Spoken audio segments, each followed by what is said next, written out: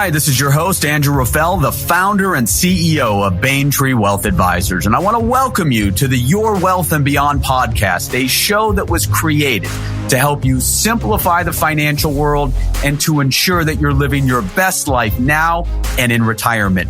Each show, we're going to be bringing on experts that are going to help you build wealth and, most importantly, find purpose in what matters most. And welcome back to another episode of Your Wealth and Beyond.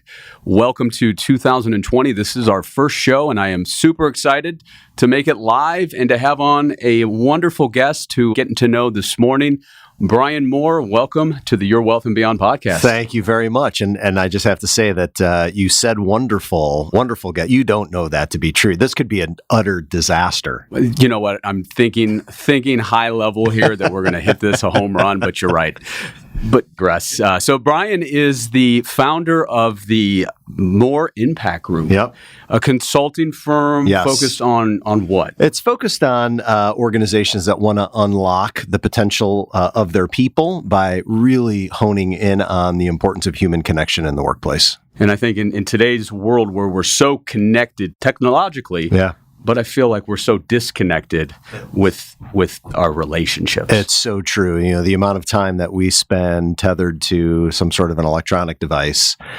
Hold on, let me check the text. For good reason, right? I mean, I think technology has brought so many advancements, so much efficiency, so much productivity, and it's great.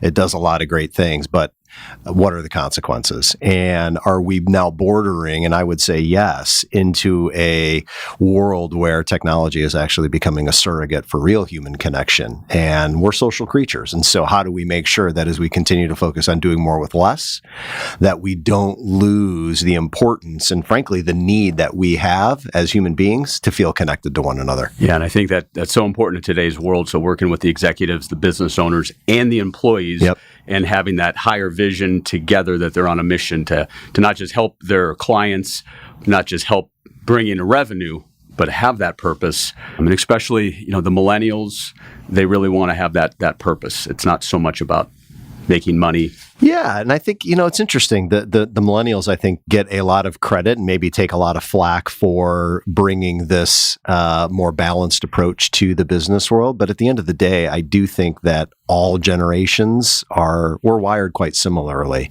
The millennials, I think, is just the first sort of large group that had the courage to lean with their deeply held beliefs of the way things could be or the way they want things to be. And my hope is, and I think it's starting to bear out, is that all of the generations are like, hey, these younger folks are pretty damn smart. Maybe we should listen to what they're saying. And I think they are. Yeah, half of the staff at Baintree Wealth Advisors are millennials, and they get in earlier than I do. Work 7:30, 8 o'clock, but they have that work ethic, that passion, because they have a common goal, which is helping clients. But we've built a good culture. Yeah. So we could spend this whole podcast talking about that, but we're going to change things up a little bit. And one of the reasons I brought Brian on through a very good friend, Adam Goodman, where they're both very passionate about the Grateful Dead. Yeah. And today we're actually going to go through some of the lessons that we can learn on the business side as well as marketing from what the Grateful Dead, what they've done over the course of their history, starting in the mid-'60s, and some of the things we can learn and take from what they've done to create the culture, to create the business mindset, to change things up, to have that organized chaos. So who better to have on than Brian Mohr, who, you've been to 52 shows prior to Jerry dying? 52 prior to Jerry, his untimely, too soon passing, yes. Yeah. Wow. So, yeah, it was a lot of good times had, most of which I remember, some I don't. Which are some of probably the better ones, right? Story for another time. And as you were obviously young at the time, some of the things as you were going to those shows and absorbing it all, you maybe weren't able to take full advantage of what you were experiencing at that time. Without question. I mean, it's the gift of hindsight. Being the gift that it is fun to look back and reflect and start to put the pieces of that puzzle together. So we think about this business ship that they built, right? Yep. And now we look at books have been written on it, right? Courses have been taught in college. So I think when we talk through on some of those main areas, we can look at whether it was the 60s, the 80s, or here in the 2020s, we can take a lot of what they did and how they developed their brand, right? How they developed the affinity to their fans. And, one of the things I think if we first start thinking about is, content, right? They were one of the first to think of things, right, and say, you know what, we're gonna give away our content. So let's talk through a little bit of that, of how they saw the ability for the fans to start recording the shows. Yeah, I think it's an amazing sort of element of the whole community that they created and the business that they created that they just sort of fell into. And I think a lot of it stemmed from their mindset that, they're artists and they go out there and they create their art. And one of a very small group of bands out there that changes up what they do every single night, right? As much has been written about how they don't go out and just do the same show over and over and over the course of a tour. Every night's different, so there's that sense of surprise and delight. Mostly good. Sometimes, they'll deliver just an absolute crap show, but that's part of the deal. And I think the philosophy of, hey, when we go out and we create our art, if somebody wants to record it, great, because when we're done with that particular piece of canvas, we're done with it, and take it, do what you want with it. And, whether, I don't think they were consciously thinking about, hey, if we do this and we let people record this, that's somehow going to help us continue to grow and proliferate what we're trying to do. I think it was simply just a matter of people wanting to capture the energy and the magic that was happening when it did happen. And then that just became its own sort of underground trading system where people were able to relive those memories that they had by listening to what had just happened, because there was a group of people that would throw up microphones not unlike these and just capture these shows. And they would, provide them the space and give them sometimes the front row area there. Yeah. And it, as you mentioned, it created that kind of fear of missing out, that FOMO, right? You think about we're talking some of the Deadhead Company that shows, and if you miss a show, or if you look back to that set list and you missed that one in '93 and you were so close to going and you missed it, and even though you can hear it, it's still that experience. Totally. Is what you're there for. Totally. And it's just, anybody that's been following the band for any length of time, whether it's back in the early days or in the modern reincarnation of what it is, we all have those songs that we're dying to hear live. And so these 2-3 night stands that the band will do in any one particular city, you're just kind of walking in every night with your fingers crossed going, I hope I hear fill in the blank song, because I've heard it a gazillion times on a tape or CD or MP3 or what have you. I want to hear it live. And on that note, and I'll kind of use that to I'm going to take off this jacket, and I feel like if this is a Dead Show podcast, we're talking about songs that we want to hear. Let me see if you can get this on there. It's not Athletica, it's Althea. So that's definitely in today's new rendition of the Deadhead Company. This is a song that I think Mohr's starting to play really well. Oh, and I think it's the song that John would say is the song that brought him in to this whole Dead community. I just listened to, I think you had heard it as well because Adam shared it with us. John was on that Al Franken podcast, and I think, if my memory serves, John was talking about listening to a Neil Young Spotify, channel, and the 1980 studio recording of Althea came on from the Go to Heaven album, and that somehow was the song that pulled him in. Up until that point, you got a guy who's as unbelievable a musician and guitarist as John Mohr is, for that song to be the song to have pulled him in. It's just super interesting. So well worn here at the podcast. Perfect timing on that. Yeah. And when we think about Atari might be a little upset, but who knows? Hey, there are no attorneys on here. No one's even watching, so we're fine. That is the Atari logo, right? I think it's meant. I think so. Atari, and it could be Athletica. Adam actually got this at one of the Shakedown Streets. Did he really? That's awesome. That's awesome. But when we think of, let's talk about business and obviously new rendition with the evolution after Jerry died. A couple different in ways than how they started getting out there and playing. Sure. But two things when we think about a leader, right? And Jerry was kind of the glue that kept it all together. Yep. Even though as a leader, maybe he wasn't the most vocal, but he led and he was the one they looked up to. So when we lose a leader, And, whether it be because they get ousted, they retire, what can a business do to ensure that the culture lives on if that leader, if that founder steps away? I mean, I think at the most core essence of that is preserving and carrying the flag, the torch of what it is that leader, what the purpose was and how that leader manifested that purpose. Most businesses, if not all businesses, start to solve a problem, better a human condition, bring a new product or service to the world that's going to improve the lives of whomever that business is there to serve. And it's a very noble reason to start something. And so if indeed a leader, a founder, a CEO, moves on from being the person that's carrying that torch, I think whomever then steps in, making sure that individual understands that not only are they being brought in to lead from a X's and O's and execution standpoint, but also that they do so with that heart and soul connectivity to what the core essence of the business exists to deliver. It's why, its purpose. It goes by lots of names, but that larger reason for being for the business, as opposed to, at least I've seen it a lot in the executive search space where I spent quite a bit of time, is, oftentimes businesses will bring a leader in because their resume and their background, their experience is a really good match for what the job calls for.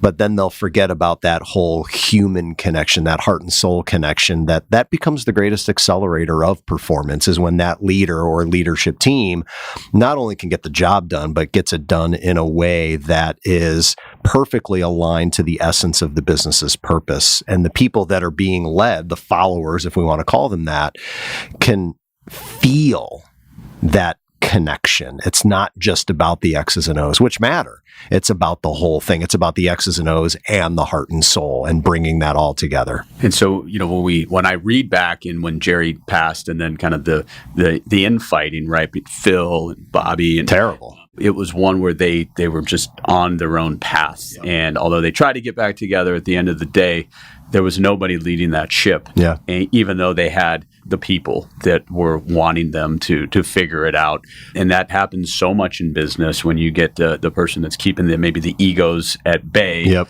And that common goal, that common mission of getting from point A to point B, you lose that. And then, no matter how it's hard to replace it. Yep. And then, we see over these last 5 years or so, one area with, looking at a business and you bring in, whether it be, I wouldn't call him the leader, but, having somebody like Mohr step in to the shoes, which are impossible to actually step into, and the legion of fans that were like, no way, this John Mohr embodies a wonderland. Right. I can't have this guy in there. And then slowly him putting the work in, right, and showing and coming to work every day, and then slowly winning over the fans. Again, it's not going to be perfect, but guy's a technician out there on the guitar, and he's putting in the time, and now there's that comfort level where they've got something pretty good going.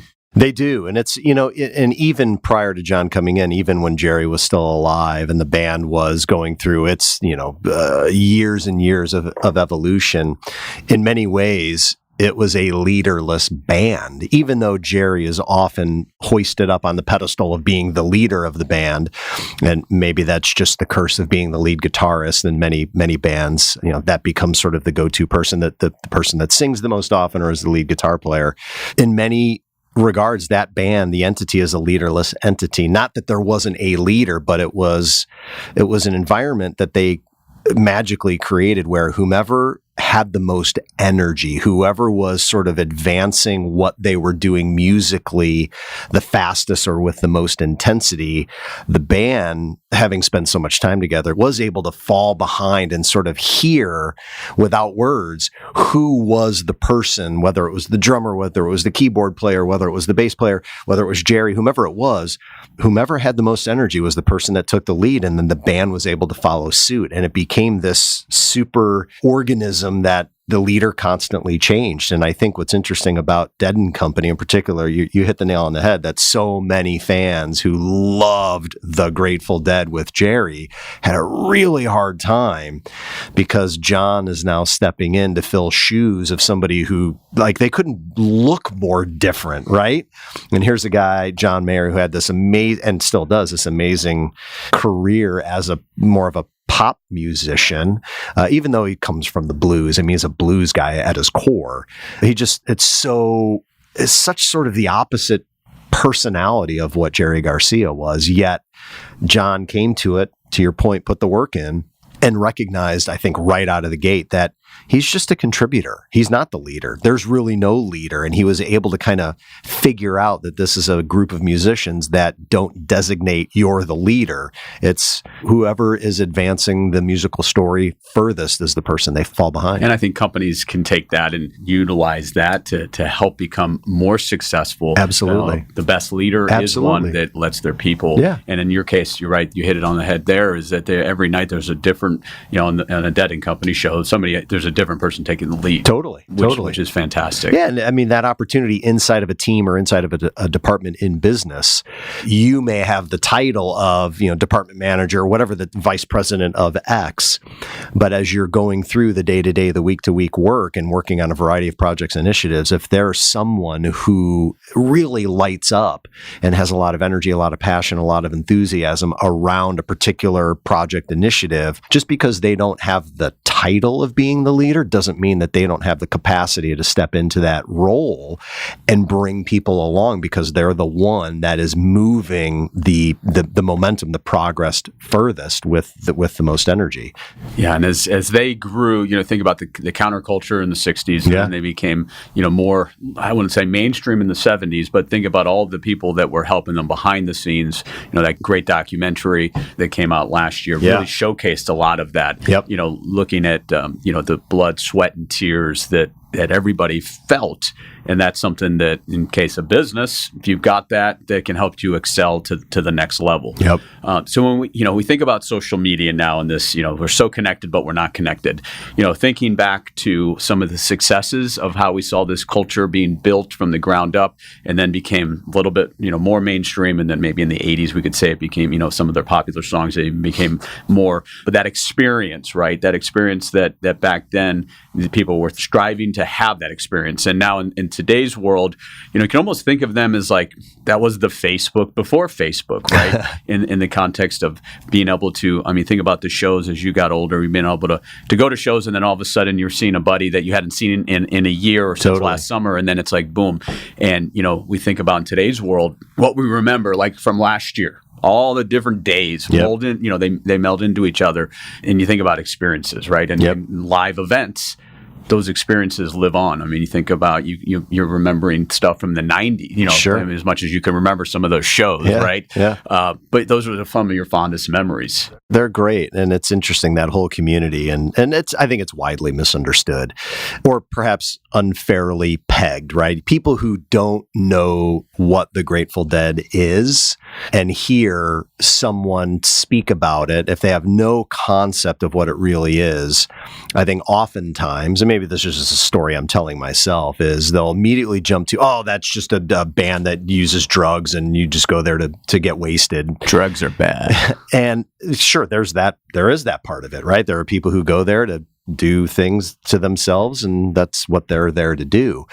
But to your point around that connection and that experience, and perhaps that being sort of a more older school Facebook, anytime you run into somebody, whether you know them or not, at a concert, and particularly at a Dead show, and any of the bands that I think sort of have created some sort of a similar community, you immediately know something about that person, or at least you can jump to a conclusion that there's a good chance that they're pretty kind, they're compassionate, they lead with a sense of love, they certainly believe that love is stronger than hate.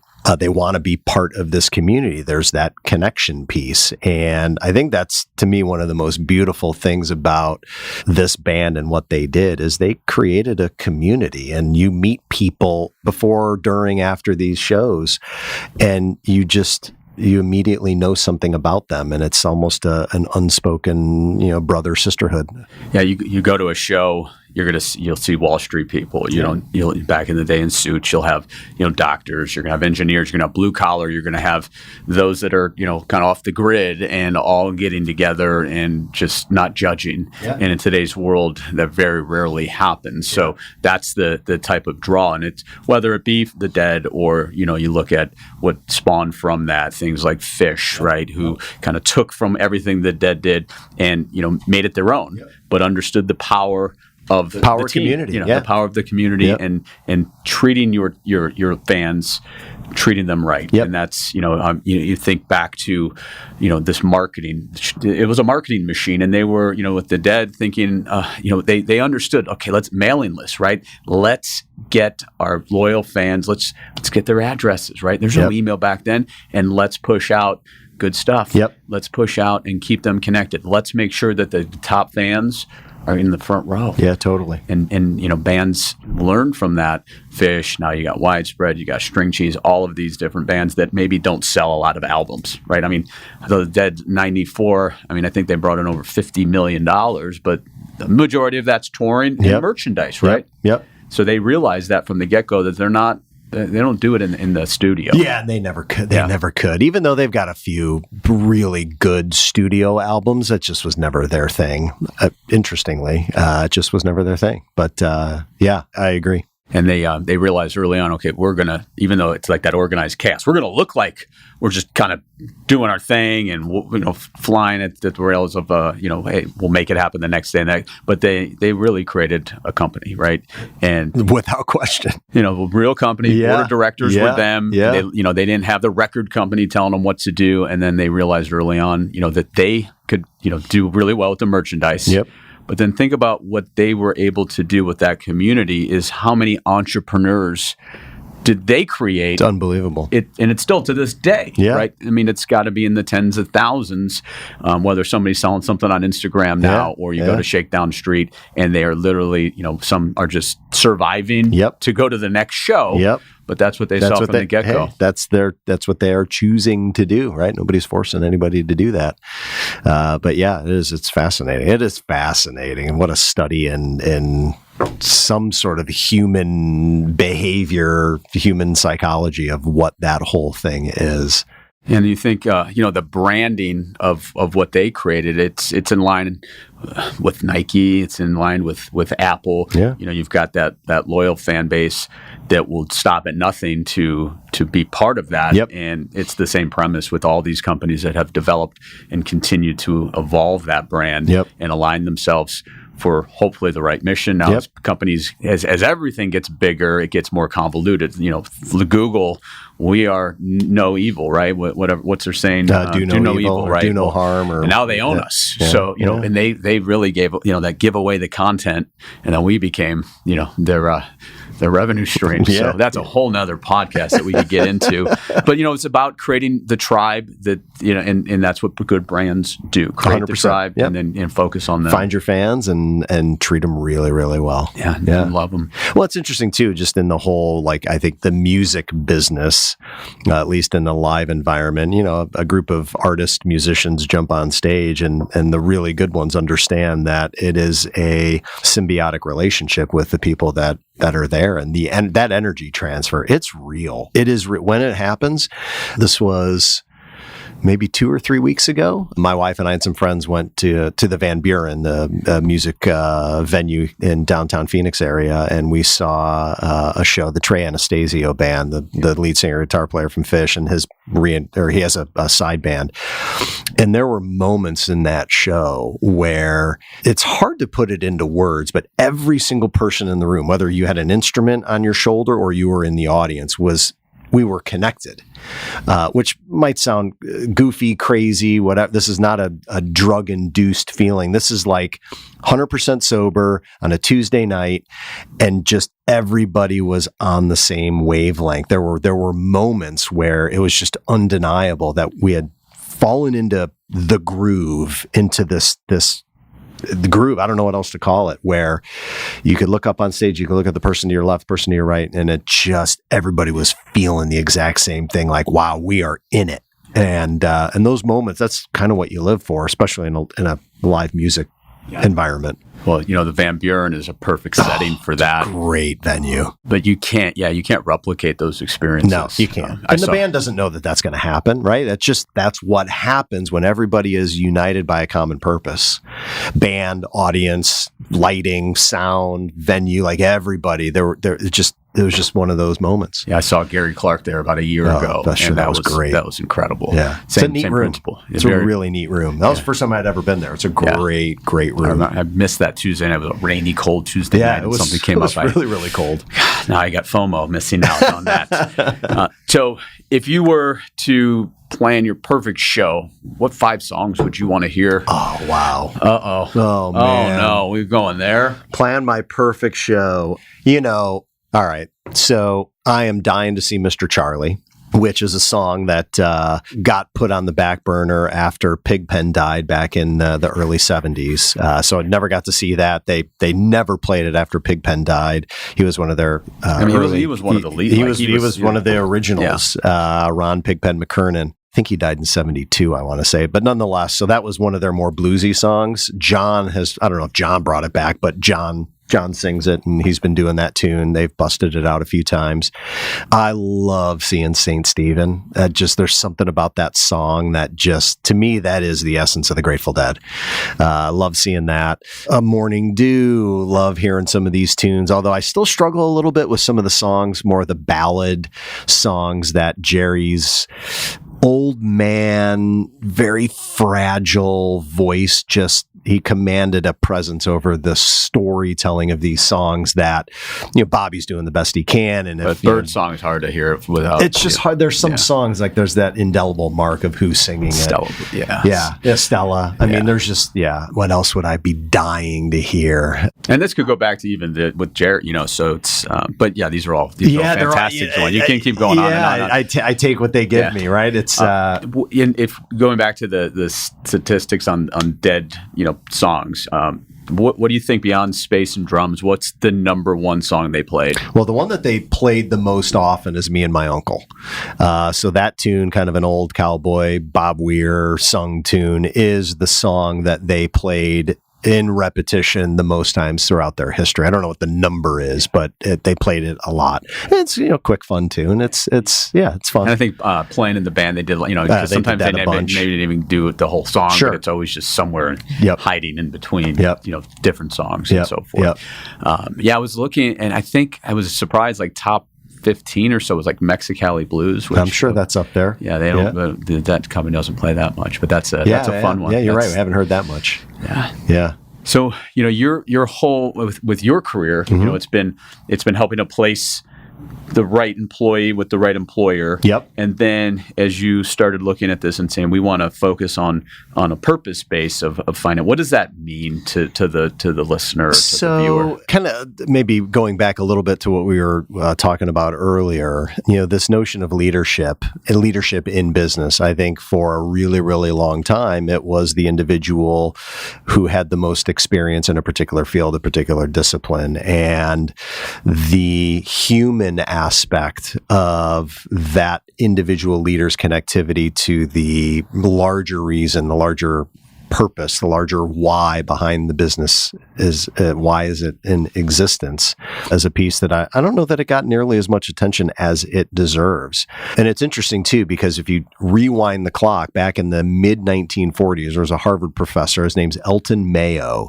who is the guy that is credited with launching what became known as the human relations movement. It was one of the first individuals, academics, to say, listen, the work environment, how people feel about the work is as important as all the other criteria that we have been studying up until that point. And yet here we are in 2020, and it's as if we're still figuring that out, that how people feel about the work that they do matters. And why that is, I don't know. But I think a huge part of that is the leaders, right? The old saying, the fish stinks from the head. So it's either going to smell good or it's going to smell bad. And if that leader or leadership team is authentically aligned to why the business exists, in addition to the profit motive of, hey, we got to make money. You can't run a business unless you're making money. But how you make it and the way you engage the team that is doing the work matters tremendously. So how do you as a leader really shine a bright light on not just the money-making aspect of it, but the reason why you're making the money? What is the product? What is the service? How is it helping? And maybe it's not externally that great of a product or service. Maybe you look inward and learn that as a leader, the biggest opportunity you have and perhaps the most noble reason for your existence as a business is to help the people who enroll and come work for you grow and learn in life. And whether they move on or not, they will have left a better person than when they came. And that's a pretty good reason to be a leader and run a business. I mean, Adam was wrong about you. You're a lot smarter than he led on to. Wow. Well, the fact that we both have chosen Adam as a friend, I mean, our judgment should be in question big time. I mean, that's a whole other thing. That might be a whole nother episode. And then leading into what you just said into, one of your passions is conscious capitalism. Yep. And, that word gets thrown around quite a bit, but what does that mean, to those that haven't maybe dived into it and learned the value of it or just maybe thought about it high level? Yeah. I mean, I think we could spend a lot of time on this, and I'm happy to. Conscious capitalism is simply a way of looking at the capitalistic system that's far more aligned to where we are in the human journey today.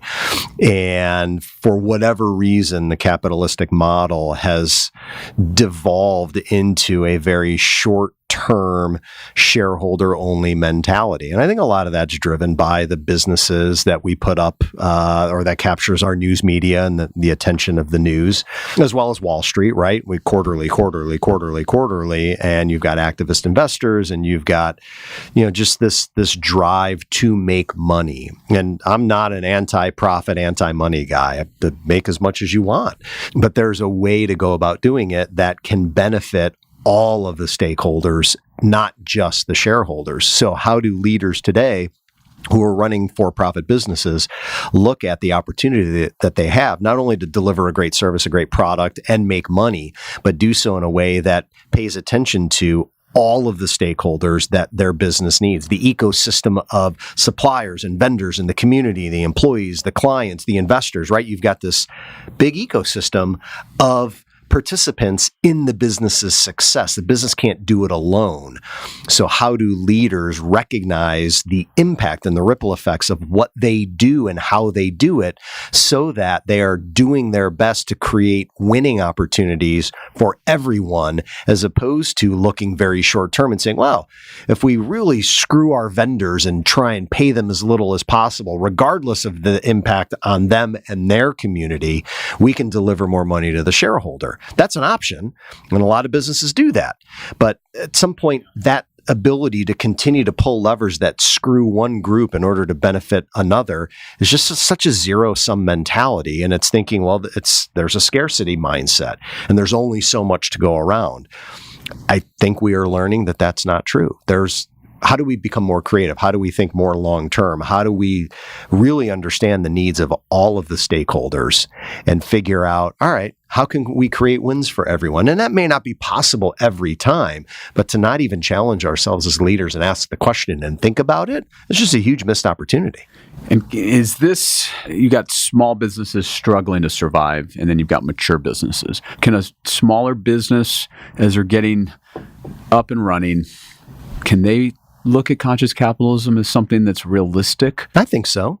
Absolutely. Will they be able to do super long-term range planning and make sure that their vendors and suppliers are being paid a premium or perhaps have some of the advantages that a more mature business that maybe is throwing off a healthy margin on a monthly, quarterly, annual basis? Yeah, I mean, an entrepreneur or a startup might have to think way more short-term as they're getting going. But that doesn't absolve them of the responsibility or frankly the opportunity to think about, all right, what are going to be the founding DNA elements of the way we are going to operate? And are we going to be ruthless mercenaries in our approach to business, or are we going to build something that is more akin to a community and a group of stakeholders that we want to really pay attention to make sure as we build this business, we do it in a way that is very mindful of all of the people that we're going to be relying on and who are going to expect us to do the right thing. So mature businesses, I don't know that they're as safe as we think they are either, right? You've got young startups and early entrants into industries and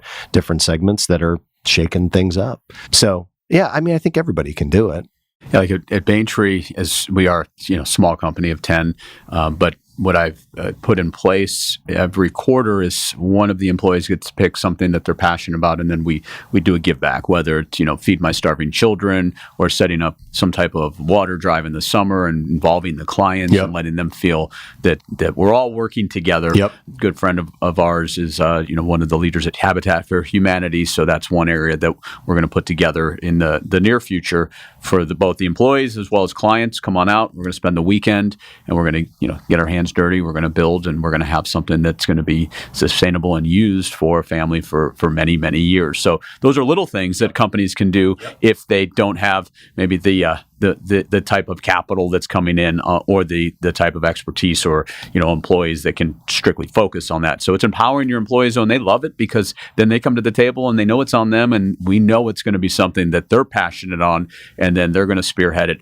They're going to have, sometimes they invite their friends and their family, and it becomes that environment that breeds upon itself. Oh, it's a great way to build community, right? I mean, businesses at least most of them, unless it's completely virtual, businesses have homes, right? And they operate inside of communities where we live, work, and play. And so to make a positive contribution in some way, big or small, I mean, it's everybody has that opportunity. We were chatting before the show, and we talked about technology, the good of it, but then how it's going back to your disconnection, right? So what can businesses do when we look at Slack and we look at WhatsApp and we look at all these different things that are there in Trello and Monday Now and things of that nature, that it makes it where we're not talking to our employees. Somebody who's down the hall or really next to you, here they are, and I'm going to Slack them. Right. Slack has been so helpful for us, but I can also see where that can be a detriment to actually having conversations. So what can you tell a business owner to do on that, to be careful on, using technology for efficiency, but to be careful with what it's doing to your culture? I think it's as simple as, I know maybe simple is the wrong word, but paying attention to opportunities for connection. There's a number of things that a business can do to make sure that the people who are showing up and spending 8, 9, 10, 12 hours a day with one another are actually building relationships. And it's interesting to me, and I don't know if I've always thought this way or if this has just been something that has sort of come on like a freight train for me in the past handful of years, this notion that work and life has always been separate, right? We don't bring our personal lives into work, and we do our best not to bring our work lives to our homes.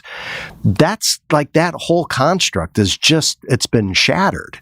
And so, you hear a lot about businesses want their teammates and their employees to show up and be their whole person. I don't even know that we know what that means yet. Maybe we do, maybe we don't. But if we're going to sort of lead with that kind of a mentality, then we're going to need to create time and space for connection opportunities. The Gallup organization has been studying employee engagement at least since 1996, when they launched their famous Q12 survey, which measures the health of the global as well as the American workforce based on their engagement study. And one of the top 3 criteria of the 12 questions of the Q12 survey, I believe it's a statement. It's like, do I have a best friend at work? And year in, year out, what they have found is whether or not someone has a best friend at work is one of the most important leading indicators as to whether or not they're going to be engaged with the organization and engaged in the work. So there's something there about whether or not we feel a sense of connectivity to the people that we're working with. Now, I'm not saying you got to have a whole room full of best friends. That's just unattainable, right? That's not going to happen. But year in, year out, if they're saying that the depth of connection you feel is an important indicator as to how you feel about the work you're doing, and perhaps the length of time that you're going to stay, the amount of discretionary effort that you're going to bring to you or bring with you to the work that you're going to do, why would leaders not work at fostering an environment where people can connect. Another recent data point that I think is fascinating, this is recent, maybe is a bit of a stretch, but back in 2012, Google launched their Project Aristotle initiative where they wanted to find out what are the ingredients that are absolutely necessary that lead to consistent high-performing teams. And after a 2-year study, like 180 teams across Google, mostly engineering teams, but I think it was a mix of engineering and sales teams, 2/3 engineering, 1/3 sales. What they found was that psychological safety, the sense of, if you and I are colleagues, how willing are we to take risks in front of one another? How willing are we to be vulnerable with one another? That essence of psychological safety, if I make a mistake or I raise my hand because I don't know the answer to a question or I need your help, that I don't feel like you're going to take advantage of my temporary ineptness to solve a problem.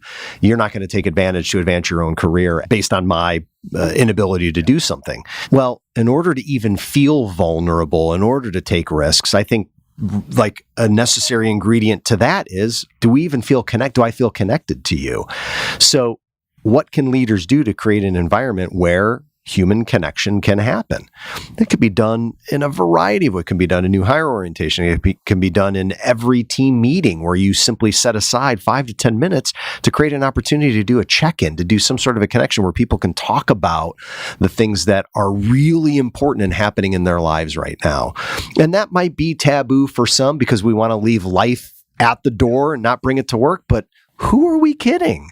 We can't check part of who we are and forget that if I'm dealing with a family member who's sick or a teammate who's sick, like that's real. And I can't at least I can't modularize that away and pretend like it's not going on when I come to work. I mean, a good leader has empathy. I mean, I guess, there's powerful leaders out there that are psychopaths. They were the true definition, where they're able to run over people and build their company. But at the end of the day, that's a culture that's destined for failure in most cases. Yeah. Sometimes it's not a culture that I want to be a part of. No. It's interesting, though, because some people do. And that's okay. Yeah, as long as they know what they're getting into. Yeah. As we close up here, I mean, if you were to think, who do you think would be a better employee? Rambling Rose or Stella Blue? If you were to hire one of them? I don't even know how to judge that. I would say based upon the sort of more upbeat nature of Ramble on Rose, I would go with Ramble on Rose. But there would be a time and a place for the sense of empathy, not that Ramble on Rose wouldn't have it, that a Stella Blue would bring. I feel like Rose would bring a little bit more creativity and some more passion, more energy. But maybe Stella's your steady third baseman who comes to work every day. She doesn't cause a lot of problems. Probably not. Except when love comes involved, and then it becomes a whole shit show. It could be. Well, that's good. So, we covered a lot today. For the listeners, being a leader or working for a company where you have the common belief, the culture, and you shouldn't just work for a paycheck, especially in today's world. So the leaders that are out there, things like you had mentioned, huddle up, have quick one-on-ones with your team, and really focus on understanding the pulse of what you're building, not just the pulse of the revenue or the client or the customer, bringing that all together. Easier said than done. Absolutely. And sometimes you need professionals that will go in and help you get outside of your box. The one thing I think that's important is maybe offsites. Absolutely. Offsites, onsites, all of it, right? Just creating opportunities that might feel foreign to what the normal workflow is, but create those opportunities for connection. And I know we're trying to wrap here, but loneliness is a real thing. And the amount of connection that we use technology for is really, really good on the productivity and efficiency side. But the question that I am constantly asking myself is technology, is it becoming a surrogate for real human connection? And I'm fearing that it is.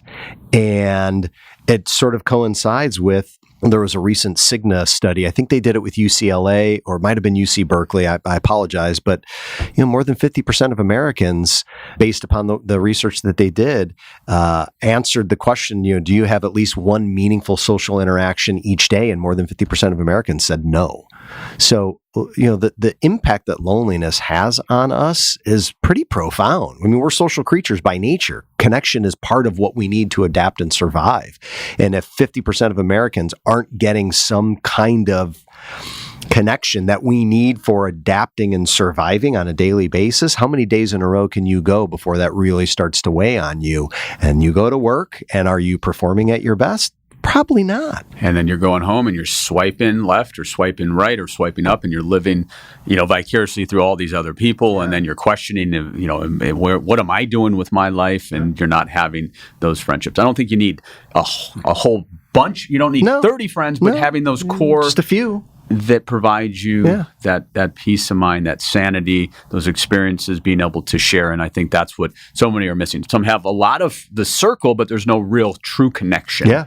And so that in itself, and a lot of it is that technology where we feel that constant weighing down on us, right? Yep. It's hard trying to just put the phone away for the weekend. That's why, sometimes going to a place hiking where there's no connection. Technology. You can't. It feels weird. Work. You start shaking a little bit, but then it just you start feeling at ease and peace. Yep. And that's what I think a lot of people are lacking. And that's where things like meditation and yoga and things like that can get you grounded and get you centered. Yep. Can help you be a better person, better employee, better husband. Yeah, it is hard to fight the dopamine hit we get by checking into our phones and that instant gratification. I mean, it's real. It is real. It's very, very They're real. messing with us, It's true. That's the new drug, It's the new opioid issue. So anyway, we covered a lot. We going did. back to what the Dead has done, and they continue to do. But they created an industry, they created a culture, they created a brand.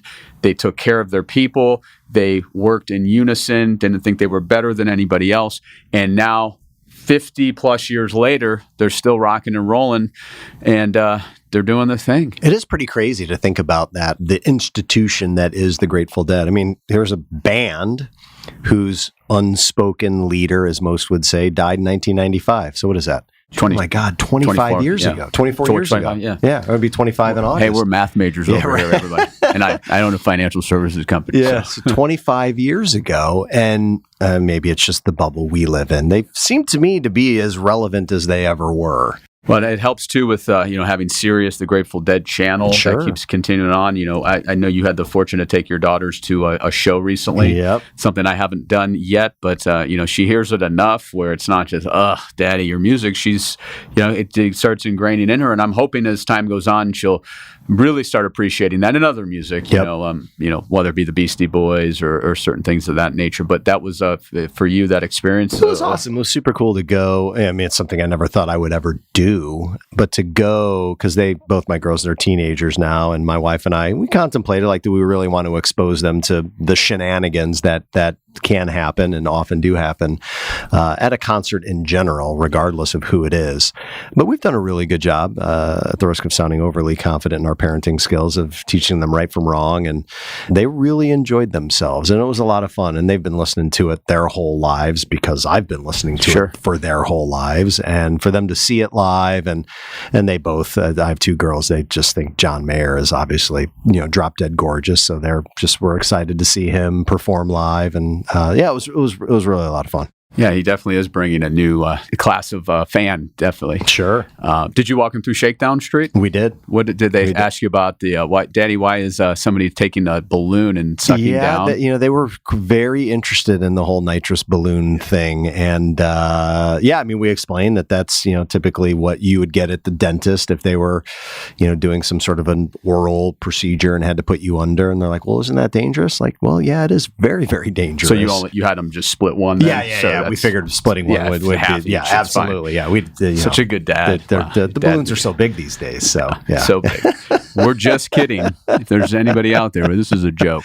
Yeah, no balloons for my children. Not even close. Yeah, but to just have them, experience with you and them. It was pretty cool. It was super cool to actually have the conversation so that we, people that they trust, could explain to them, because they saw people sitting on a curb who were, had just taken a decent inhalation of a balloon, and they're watching them like, that's crazy. Like, what are they doing? Like, well, explaining exactly what they're doing and what the dangers are. Killing, yeah. So I'd rather them hear it from me than one of their friends who's going to maybe not give them the right information. Well, that's true. Yeah. And that's a whole, parenting is about communicating. We're not going to get into parenting now, but fantastic. So thanks for coming on. This has been my pleasure. Fantastic. Thanks for having me. I appreciate it. In the show notes will be ways in how you can contact Brian if you want to, learn on how you can make your workforce more purpose-based and connecting the employees and connecting to that higher power of whatever it is that you're striving for. So I think you're doing fantastic work. Keep it up. I appreciate it. Thank you. And thanks for having me. You're very welcome. And stay tuned for a new episode later this month of Your Wealth and Beyond. Happy planning, everybody. Thanks so much. Thank you for joining me for today's episode of Your Wealth and Beyond. To get access to all the resources mentioned during today's podcast, please visit vaintree.com/podcast. And be sure to tune in later this month for another episode of Your Wealth and Beyond.